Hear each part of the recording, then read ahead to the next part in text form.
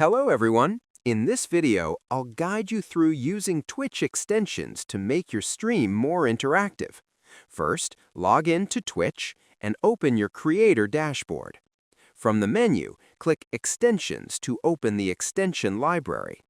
Here, you can browse extensions for games, polls, music, leaderboards, and viewer interactions. Click an extension you like, then choose Install. After installing, go to the My Extensions section.